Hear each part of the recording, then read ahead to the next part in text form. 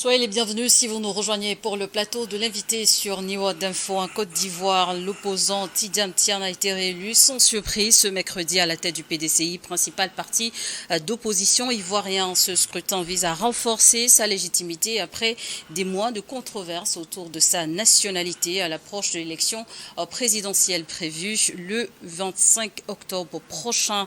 Et nous en parlons avec vous, Lucas Baki, analyste politique. Bonsoir, merci d'avoir accepté notre invitation. Bonsoir Charlotte, bonsoir à tous les fidèles téléspectateurs qui nous font ce plaisir. Je pense que je suis plutôt privilégié de pouvoir commenter à nouveau cette actualité ivoirienne qui est quand même captivante. Tidiane Tian de retour à la tête du PDCI. Qu'est-ce qui a motivé la tenue de ce congrès décentralisé du parti organisé mercredi et qui s'est tenu sur au moins 45 sites dans le pays?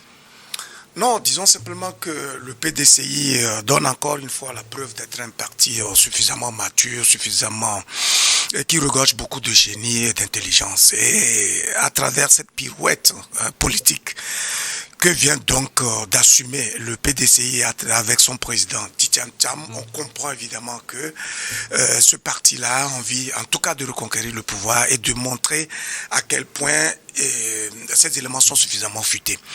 Tidiane Tian, en réalité, vous savez, depuis qu'il a été élu en décembre 2023, a fait l'objet d'une série de contestations. On a observé que un certain nombre d'individus, membres justement de ce parti, ont été instrumentalisés, manifestement instrumentalisés pour contester justement sa légitimité. Et le prétexte trouvé, c'était qu'il était un binational, qu'il avait donc la nationalité française au même moment qu'il était ivoirien, etc. Et que donc, selon les textes de du PDCI, voilà, il n'y avait pas eu la rigueur qu'il fallait avant qu'il ne soit pas élu. Bon, bref, il y a un certain nombre d'éléments qui ont été évoqués et qui donnaient le sentiment que la légitimité de Tidiane Tian avait pris un coup. Vous voyez, à cela s'était renforcé justement cette procédure judiciaire qui était venue pour menacer justement l'autorité, l'indépendance même de ce parti-là, puisque justement le verdict qui est attendu justement ce 15 mai au niveau du tribunal de première instance d'Abidjan, c'est d'abord de déchoir Tidiane Tian, donc de la tête de PDCI, et ensuite de mettre ce parti-là sous tutelle, parce qu'une fois qu'il y a une vacance à la tête de ce parti, la justice va se donner donc ce droit de désigner un administrateur délégué qui va assumer du moins la gouvernance du parti. Habile qu'il soit, intelligent et futé qu'ils sont, ils ont fait preuve d'un génie extraordinaire en coupant de l'herbe sous les détracteurs justement de Tidiane Tian et les conspirateurs justement du parti. Voilà pourquoi Tidiane Tian, aussi habile qu'il est, il a fait preuve d'une intelligence remarquable de situation. Dimanche, il fait un communiqué pour dire, bon, mais écoutez, compte tenu donc de l'acharnement judiciaire dont je fais l'objet et de la menace qui pèse sur le parti, je pense que tout ce que nous poursuivons transcende nos personnes, alors je remets entre vos mains mon mandat de président. Il vous appartient en tant que bureau politique, etc., de voir ce qu'il y a lieu de faire. D'après vous? Mais tout à fait, très éclairé, très réfléchi, très futé, et qui donne la preuve d'un génie politique. Vous voyez? Et donc, dans la foulée, puisque selon les textes du PDCI-RCA, une fois qu'il y a une vacance à la tête du parti, c'est le doyen des vice-présidents qui va assumer précisément l'intérim. Et le dernier congrès avait donné plein pouvoir donc au président intérimaire de prendre des décisions liées au bon fonctionnement précisément de ce parti-là. Voilà pourquoi, dans la foulée, le président intérimaire a nommé Tidiane Tian président délégué et en même temps convoqué le bureau politique. Il avait été dit que le bureau politique n'avait pas été convoqué précédemment dans les conditions optimales nécessaires. Cette fois-ci, le PDCI a saisi l'occasion pour boucher tous les trous et les manquements éventuels liés au respect des textes. Donc, le congrès, le bureau politique a été convoqué dans les règles de l'art, élargi même au comité des sages, et de façon unanime, le bureau politique a décidé de la convocation du congrès justement sur le 14. Et donc, en même temps, les candidatures étaient ouvertes. Les contestataires... Il était finalement le seul candidat en liste pour... oui, je pense qu'ils ont été pris de coup, mais ils ont aussi compris qu'en réalité, la légitimité de Tidiane Tian ne faisait l'ombre d'aucune ambiguïté. La preuve en a été le plébiscite dont il a fait l'objet. Plus de 93% de suffrages exprimés avec justement un résultat qui frise donc un plébiscite, puisqu'il est à 99,77% élu. Ça veut dire qu'au sein du PDCI, sa légitimité est pleine et entière. C'est-à-dire que c'est un monsieur qui a été adoubé. Le parti le considère comme l'hirondelle qui pourrait faire le printemps.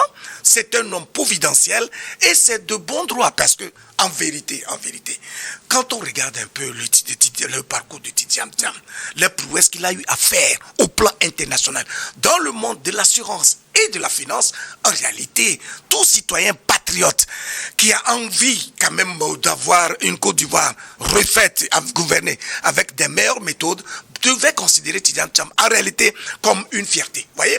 Donc, malheureusement, les camps d'en face, je parle justement du pouvoir en place, qui instrumentalise la justice, le redoute plutôt et le voit comme une menace. Voyez, c'est d'ailleurs pour cela qu'on a utilisé la justice de cette manière-là. Donc aujourd'hui, dans sa position de président du PDCI, il ne fait l'objet d'aucune contestation au sein de ce parti-là. Voyez? Et donc, à partir de ce moment-là, en réalité, dès l'instant où des millions de personnes décident d'adouber un citoyen, un concitoyen, comme étant leur champion, devant candidater pour la conquête du pouvoir, il me semble que si le pouvoir en face est responsable, lucide et travaille pour l'intérêt supérieur de la nation, il n'a pas d'autre choix que de lâcher prise et de laisser donc la chance à Tidjane Thiam de faire preuve de candidature et de dérouler sa vision auprès de suffrage ivoirien, de sorte que le meilleur puisse gagner. Au sortir du congrès, on note le parti, le PDCI, qui réaffirme Tidjane Thiam président du parti, les militants du parti également qui lui expriment leur soutien. Mais qu'est-ce que ça change fondamentalement pour le nouveau président du PDCI, notamment au regard de sa candidature en vue de la présidentielle à venir? Première chose, il a fini par dissiper tous les doutes et tout ce qui avait comme conspiration, comme argument qui servait à l'abattre politiquement. Première chose, ça veut dire qu'il est requinqué, revitalisé, reconfiguré mentalement, psychologiquement. Vous voyez, vous avez vu son intervention qui montre qu'en réalité, qu'il est plus que résolu, plus que engagé, plus que disposé justement à servir non seulement la cause du PDCI, mais la cause de la Côte d'Ivoire. Première chose. La deuxième chose, c'est que dès l'instant où il n'y a plus de contestation au sein du PDCI, puisque c'était un membre de ce parti-là qui avait été instrumentalisé pour le traîner à la justice et contester sa légitimité, logiquement, ce qui avait été décidé hier, lié au fait qu'il ne serait pas ivoirien au moment où il s'était inscrit sur la liste électorale, ou au moment où il se faisait élire, il n'avait pas rempli les conditions, etc. Dès l'instant où, en tant que leader politique, il a derrière lui autant de millions de personnes qui le soutiennent. En réalité, le pouvoir en place n'a pas d'autre choix que d'accepter précisément sa réinscription sur la liste, dans le fichier électoral, d'autant plus que la décision qui avait été prise par la juge, la présidente du tribunal, était contestée et avait des faiblesses remarquables, d'autant plus que d'abord, elle n'était pas compétente, puisque pour contester la nationalité d'un individu, en tout cas d'un citoyen ivoirien, c'est beaucoup plus le procureur qui a cette légitimité, qui a le pouvoir d'initier la procédure et de la faire aboutir. Ça n'a pas été le cas. Et ensuite, au lieu de communiquer le dossier au parquet, de sorte que le parquet puisse faire ses observations avant justement de prendre la décision, la juge en question l'a fait de façon maladroite, malsaine et vraiment à la limite immorale. On sent qu'il y a une forme d'acharnement, on sent une certaine forme d'immoralité, d'indécence, sans doute parce qu'on considère Tidjane Thiam comme un redoutable animal politique qui pourrait malheureusement menacer la vie du pouvoir en place. Oui. En clair, est-ce que cette réélection en tant que président du PDCI lui permet de poser enfin sa candidature? Mais en principe, c'est ce que j'ai expliqué en long et en large, c'est-à-dire que oui, le nœud reste entier puisqu'il a été dit qu'il a été radié sur de la liste électorale. Parce que quoi? Parce que justement, il n'était pas légitime à être président du PDCI. Maintenant que ça a été refait, voyez-vous, c'était un risque quand même inouï. Puisque si Tidjane Thiam ne pensait qu'à avait pris la direction du parti comme une fin en soi, comme un privilège pour lui, il n'aurait jamais osé remettre justement ce mandat-là entre les mains des militants de ce parti, puisqu'il aurait pu perdre définitivement ce parti-là. Mais en réalité, vous savez, lorsque vous êtes porté par certaines convictions, des valeurs, une certaine fibre patriotique, vous n'avez pas peur de perdre quoi que ce soit. C'est-à-dire que votre personne ne compte pas devant la mission qui est la vôtre. Voyez, et je pense qu'en cela, Tidjane Thiam vient de le montrer à succès, puisqu'en remettant son mandat entre les mains des militants et les candidatures ayant été ouvertes, tous les contestateurs, notamment je parle en pensant précisément à Jean-Louis Billon par exemple, auraient pu candidater et faire preuve d'une certaine efficacité dans la mobilisation des consciences au sein de ce parti pour détrôner précisément Tidjane Thiam de son poste de président. Ça n'a pas été le cas. Au contraire, quelqu'un comme Jean-Louis Billon a même boycotté le bureau politique qui en réalité constitue le creuset où tout le monde doit pouvoir faire valoir ses idées. Et donc, s'il est convaincant, il mobilise une partie, en tout cas la majorité, qui devrait prendre une position autre que celle qui a été prise aujourd'hui. Donc, ça veut dire qu'en fait, il y a du sensationnel.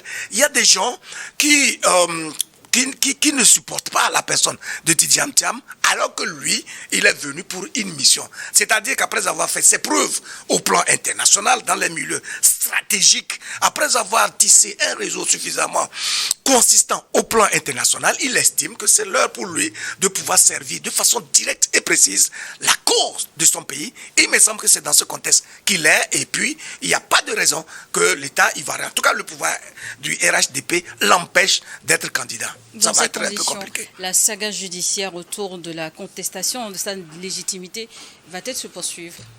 Oui, mais non, c'est-à-dire qu'aujourd'hui, il n'y a plus de débat.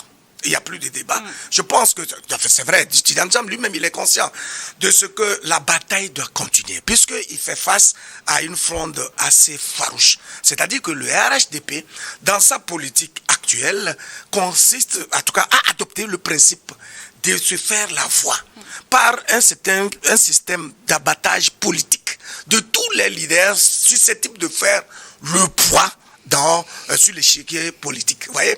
Donc, une fois qu'on écarte quelqu'un comme Laurent Gbagbo, quelqu'un comme Blé Goudé, quelqu'un comme Kosoro Guillaume, et enfin, donc, Tidjane Thiam, ça veut dire que le candidat du RHDP, qu'il soit Alassane Ouattara ou une tierce personne, a donc la voie libre pour reconquérir le pouvoir, un peu comme ce fut le cas en 2020 avec justement un instrument comme KKB qui a été utilisé juste pour légitimer cette parade électorale, en tout cas cette mascarade électorale qui a permis à Alassane Ouattara d'avoir un troisième mandat.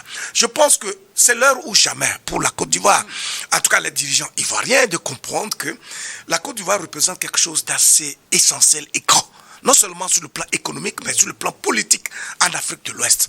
Il est important que ces dirigeants se montrent véritablement exemplaires et qu'ils transcendent toutes les considérations qui ont plongé ce pays pendant des dizaines d'années dans une forme de traumatisme et où ce peuple-là a payé le plus lourd tribut. C'est le moment ou jamais pour le président Ouattara. Je pense qu'il faut encore une fois l'interpeller pour qu'il se montre qu'il prenne une position transversale, qu'il apaise le pays, qu'il joue la carte de la transparence, de sorte que les recommandations qui sont faites par les partis de l'opposition, des recommandations tout à fait légitimes, liées à l'audit justement du fichier électoral, liées à l'ouverture, en tout cas du champ politique, de sorte que tous ceux qui aspirent à candidater pour la présidentielle puissent participer. Et que ce soit donc que le peuple puisse être en mesure d'assumer sa légitimité en accordant son vote à celui qui lui semble convenir le mieux. Tidjane Thiam figure parmi les opposants au président Alassane Ouattara, radié de la liste électorale, ce qui les empêche de participer au scrutin du 25 octobre prochain. Mais justement, dans ce contexte, quelle est l'importance de sa réélection pour la scène politique ivoirienne? Non, c'est un acte décisif et très important, très marquant. Et il a montré tout simplement que, en fait, la fourberie qui anime souvent le champ politique ne doit plus avoir sa raison d'être dans le contexte ivoirien. On a constaté que aujourd'hui la politique s'assimile beaucoup plus à des dribbles, à tout ce qu'il y a d'indécent, d'immoral, etc. Lui, il a choisi la carte de la stratégie et de l'efficacité dans l'action. Il est important de constater qu'à partir de l'instant où il a été porté par ce nombre aussi considérable, il ne devait plus avoir de débat sur sa candidature. Il me semble qu'il appartient désormais au RHDP et à tous ses tenants de comprendre que ils ont été dénudés tout simplement. Parce que ils auraient pu, je pense que le temps court dans lequel cette action a été menée ne leur a pas permis d'accentuer leur politique de manipulation. Sinon, ils auraient pu peut-être instrumentaliser la base de sorte qu'elle conteste justement la légitimité de Thiam et qu'on ne le prenne pas. Aujourd'hui, la justice n'a plus des moyens possibles. Quelles que soient les circonstances et quoi qu'il arrive, on attend bien sûr la décision qui sera prise, mais elle ne peut que porter sur des faits du passé qui ne concernent plus la réalité ou bien le contexte actuel de Tidjam Thiam, puisque la base a tranché par un vote tout à fait clair. Et puis cette fois, vous avez parlé justement de l'éclatement du processus qui s'est tenu sur au moins 45 sites sur le territoire national. C'est pour montrer, le niveau d'implantation très poussé du PDCI et puis le niveau de réflexion et de stratégie. Ça veut dire que la même stratégie va être déployée au moment où le PDCI sera en campagne électorale. Voyez? Donc ça veut dire que ici, Tidjam Thiam et le PDCI nous montrent qu'il est possible d'agir en homme de pensée et de penser en homme d'action dans le champ politique en respectant les règles et les lois de la République tout en restant très disons moral et décent. Je pense que ça peut créer un rêve quand même dans le champ politique dans nos pays pour que les gens comprennent que non, la politique n'est plus seulement la fourberie, le mensonge, etc. Alors qu'en réalité, ceux qui sont chargés de parler au nom du peuple, d'agir en son nom, devaient servir d'exemple. Ça veut dire qu'ils devaient eux-mêmes incarner des valeurs, des qualités qui inspirent le peuple et qui permettent justement de l'organiser vers une dynamique d'évolution. Réélu avec 99,77% des suffrages exprimés, ce score vient-il confirmer sa popularité trop souvent remise en cause par la classe politique ivoirienne? Mais c'est plus qu'une évidence, ça me paraît obvious plutôt. Et puis, ce qui est intéressant à voir, c'est que en réalité, c'est le RHDP qui fait beaucoup plus la campagne à Tidjam Thiam. Parce qu'à force de consacrer des plateaux, à force de sortir chaque fois pour le diaboliser, pour trouver des faiblesses, des manquements à sa personne, vous finissez par cristalliser dans l'esprit des citoyens ivoiriens qu'il est un personnage qu'il faut considérer. Parce que si vous n'êtes pas une menace, si vous ne revêtez pas quelque chose de redoutable, les gens à ce niveau-là, c'est-à-dire les dirigeants politiques ne peuvent pas consacrer autant de temps. Vous voyez? C'est ce genre d'erreur que nous commettons souvent, en tout cas nos dirigeants commettent souvent, qui consiste à matraquer contre un leader politique de l'opposition. C'est cette erreur-là qui permet en fait finalement de lui faire l'aura nécessaire au sein de l'opinion. Aujourd'hui, il me semble que la dimension de Tidjam Thiam dépasse largement les marges étriquées du PDCI pour s'étendre non seulement à la Côte d'Ivoire, mais à l'Afrique dans son ensemble. Parce que, voyez-vous, nous on est au Togo, on parle justement de cette réalité-là. Et on parle des actions qu'il a eu à mener. Pourquoi? Parce qu'il inspire. Parce que son parcours est quand même inspirant. Voyez? Si ce n'est pas que on n'aime pas nos peuples, nos dirigeants n'aiment pas vraiment leur peuple là, comment on peut comprendre que nous étant tous noirs, issus d'un même espace territorial, c'est nous-mêmes qui nous chassons l'un l'autre. C'est-à-dire que nous sommes tous de la peau noire, mais nous estimons que non, mais toi Charlotte par exemple, tu n'as pas le droit d'être togolais. Qu'est-ce que les Blancs vont penser? Si nous avons envie de nous faire respecter dans le concert des nations, nous sommes en train de dénoncer à chaque fois le racisme des Blancs, le fait que les Blancs ne considèrent pas le noir, etc. Mais si entre nous-mêmes noirs, nous nous chassons et nous estimons quand même que nous n'avons pas le droit d'être de la même nationalité que les autres, mais qu'est-ce que vous pensez que les Blancs, qui exploitent toujours nos divisions, vont penser de nous. J'ai honte à la place des dirigeants maliens et de la justice à l'échelle continentale. Pardon? Comment résoudre cette question à l'échelle continentale, à l'approche des élections? On s'en rend très souvent des candidats qui se retrouvent dans la même situation que M. Thiam. C'est une question d'intelligence. C'est-à-dire que le sujet lié à la nationalité du Thiam était quand même puéril. On a trouvé des pirouettes, des manœuvres judiciaires pour expliquer cela. Parce qu'en réalité, il y aurait un article 48 du Code de nationalité qui dit que une fois que vous prenez de façon délibérée une nationalité extérieure, vous perdez de fait celle ivoirienne. Mais est-ce que vous pouvez compter le nombre d'Ivoiriens qui sont dans cette situation? Ça, c'est un.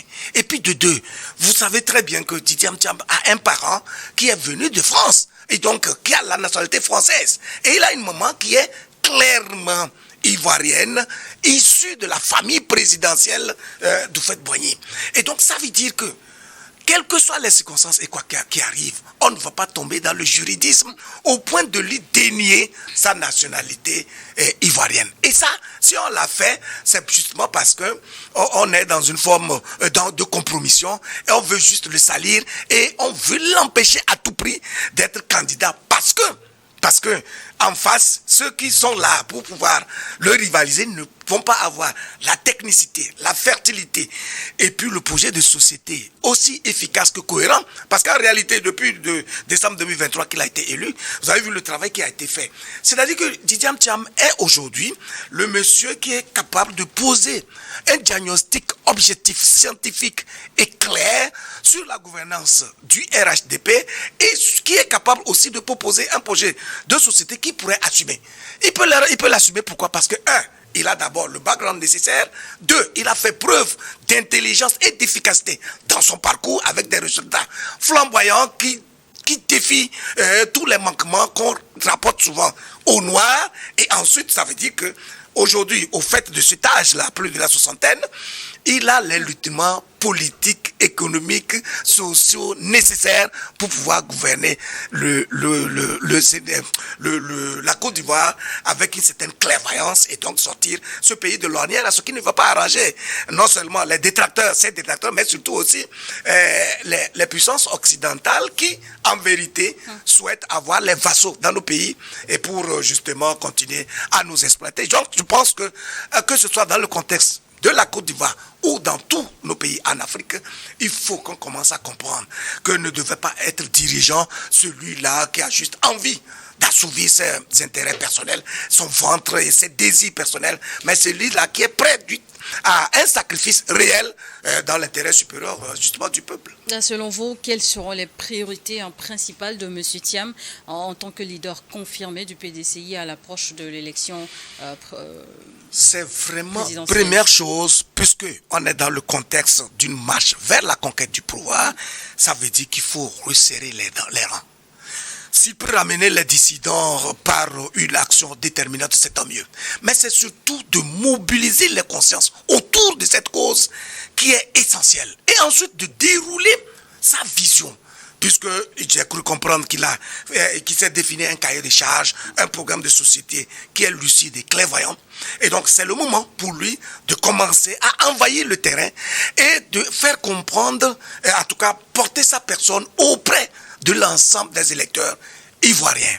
Parce que l'enjeu, il est là, et quelle que soit sa pertinence, quelle que soit son intelligence, il lui faut franchir cette barrière de l'élection pour pouvoir être confirmé dans le fauteuil du président et ensuite faire valoir ce dont il est capable pour la Côte d'Ivoire. Et donc, il doit mobiliser toutes les consciences au plan interne, mais aussi au plan international, parce que j'ai cru comprendre que c'est un monsieur qui a suffisamment de réseau. Il est important qu'il fasse comprendre sa cause, qui n'est pas une cause individuelle, mais une cause liée irrémédiablement à la vie même de la Côte d'Ivoire dans son ensemble. L'enjeu pour le PDCI, c'est de voir aujourd'hui leur leader réintégré sur la liste. Actuellement, c'est un travail de fond, et je pense qu'il a lancé le ton.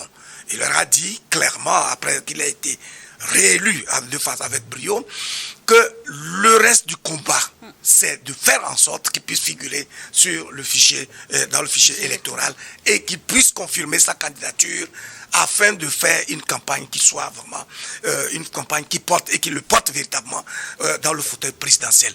Mais au même moment, qu'on le dit pour le peuple ivoirien, pour les militants du PDCI qui doivent se mobiliser, on doit pouvoir le dire aussi pour le RHDP et son président. Je pense qu'il est temps, plus que jamais, pour le président Ouattara de se souvenir de son parcours lui-même, des difficultés qu'il a eues, de toutes les embûches qui ont été dressées sur sa voie. Le fait que cette question de nationalité a eu à lui causer des préjudices incommensurables. Et que, à un moment donné, il a fallu un sursaut patriotique de quelqu'un comme Laurent Gbagbo qui décide de lui, par un décret, de lui donner la possibilité d'être candidat. Ne serait-ce que pour la circonstance. En fait, l'esprit dans lequel le décret qui a permis à Alassane Ouattara d'être candidat avait été pris par Laurent Gbagbo, malgré le fait qu'il y avait cette évidence sur sa nationalité, qui n'était pas ivoirienne, mais qui est plutôt voltaïque, et encore qu'il y a encore des débats sur nos autres nationalités, où ce renoncement n'a jamais été à l'ordre du jour. L'esprit était qu'il puisse être candidat, ne serait-ce que pour cette circonstance-là. Ok, heureusement, en tout cas, ou malheureusement, je ne sais pas, par plusieurs détours et des manœuvres, finalement, il a pu se retrouver dans le fauteuil présidentiel. Aujourd'hui, il fait 3 mandats, mais ce n'est pas l'occasion pour lui de répéter des erreurs politiques hier qui ont été commises et qui lui ont d'abord créé des préjudices, mais qui ont créé un préjudice incommensurable au peuple ivoirien dans son ensemble. Il y a des milliers de personnes qui sont mortes dans ce contexte de joute politique et de tiraillement entre les leaders politiques. Ce n'est pas le moment pour le RHDP et la personne même de Ouattara de répéter ces bévues-là qui vont sombrer encore la Côte d'Ivoire dans le précipice et qui vont malheureusement faire que lui, en tant que président, à plus de 83 ans, il puisse sortir du champ politique ivoirien par la petite porte. Et pour un climat politique apaisé à l'approche de ces élections, à quel scénario politique doit-on s'attendre concernant Tidiane Thiam pour le voir justement candidat? Non, pas que Tidiane Thiam, mais tous les leaders qui ont été exclus de façon abusive, par des manœuvres, par le braquage judiciaire. Il faut qu'on répare tous ces torts-là. Parce qu'en réalité, tous les actes qui ont été posés heurtent de front le bon sens et la raison. J'avais déjà analysé la situation de Laurent Gbagbo ici, puisque c'est la Côte d'Ivoire qui l'avait envoyé à la Cour pénale internationale. Et c'est au même moment cette même Côte d'Ivoire qui dit le chercher à Yopougon, ou bien en tout cas à son domicile, pour un procès qui est initié de façon parallèle à Abidjan. Même quand on regarde un peu les propos de lui hier par le président Ouattara, lorsque on lui interdisait sa candidature, lui-même il a déclaré qu'il est impensable qu'un ancien premier ministre de la Côte d'Ivoire ne puisse pas être candidat sous quelque prétexte que ce soit. Alors, est-ce qu'il peut être pensable aujourd'hui qu'un ancien président de la République qui a gouverné la Côte d'Ivoire pendant 10 ans puisse ne pas être candidat à une élection présidentielle sous quelque prétexte que ce soit?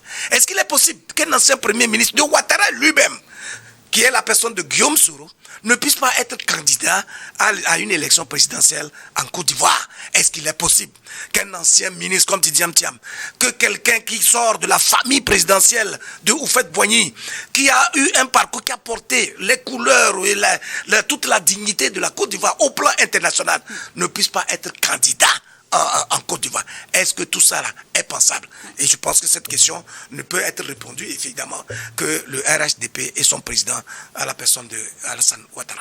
Tidiane Thiam réaffirmé à la tête du PDCI, mais tout n'est pas encore joué, c'est pas encore fini, il reste encore un parcours vers sa réintégration dans le fichier électoral.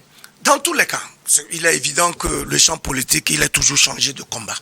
C'est-à-dire que lorsque vous voulez aller au-devant de la scène et donc parler au nom d'un peuple et tout ça, il faut comprendre que vous devez vous revêtir de beaucoup d'énergie, de beaucoup de sens d'initiative, de beaucoup de disponibilité à écouter et à mobiliser les énergies, les consciences autour de la cause que vous voulez défendre. Et donc ça veut dire que aussi bien Tidiane Thiam que les militants du PDCI sont conscients qu'ils sont dans un combat, surtout qu'en face, ils ont un pouvoir qui est relativement réfractaire à toute compétitivité, à toute règle de transparence et à toute compétition claire et inclusive. Ça veut dire qu'ils doivent redoubler non seulement de vigilance, mais aussi de stratégie et d'énergie. Et là, ce n'est plus la cause seulement de Tidjane Thiam, mais c'est de toute l'opposition dans son ensemble, mais davantage encore même du peuple ivoirien lui-même.